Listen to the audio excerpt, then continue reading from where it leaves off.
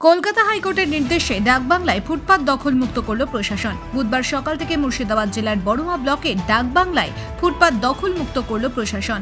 জানা গিয়েছে, ডাকবাংলা চৌরাস্তা থেকে স্টেট ব্যাংক রোডে রাস্তার ধারে বিভিন্ন দোকানের দৌরাত্মে ব্যাপক যানজটের শিকার হতে হচ্ছিল পথ চলতি মানুষদের। যদিও প্রশাসনের পক্ষ থেকে এর আগেই ব্যবসায়ীদের ওই স্থান খালি করার নির্দেশ দেওয়া হলেও দীর্ঘদিন থেকে রাস্তার ধার দখল করেই চলছিল ব্যবসা। বুধবার সকালে কলকাতা হাইকোর্টের নির্দেশে ওসি অতনু দাসের নেতৃত্বে বিশাল পুলিশ বাহিনী মোতায়েন করে বিডিও নিজে উপস্থিত থেকে বুধবার সকালে ডাকবাংলায় ফুটপাত দখলমুক্ত করল প্রশাসন। এটা দেখুন, অনেকদিন আগের একটা কেস, যে পিডব্লিউডি যখন এই রাস্তাটা তৈরি করছিল তখন থেকেই এই কেসটা হয়।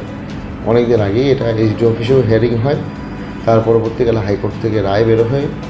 এরপরেও আমি এখানে নিজে 14-12-তে এদেরকে নিয়ে মিটিং করি। ডিএম স্যারও এসেছিলেন, দেখে গেছিলেন এবং ওনাদের সঙ্গে মিটিং হয়েছিল।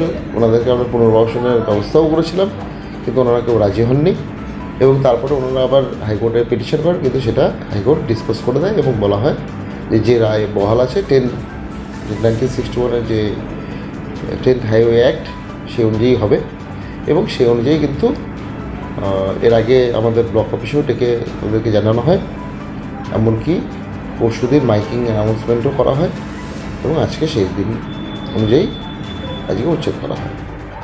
কতগুলি দোকান ছিল ওখানে মোট? দেখুন, প্রথম দিকে কতগুলো ছিল আমি জানি না, কিন্তু আমি আসার পর দেখেছি, আমরা বলে দেখেছিলাম 44টা দোকান ছিল এবং তার মধ্যে 44 জনের মধ্যে কিন্তু এখনও অনেক লোক উঠে গেছে। মানে মোট আমরা 44 জনকে পেয়েছিলাম।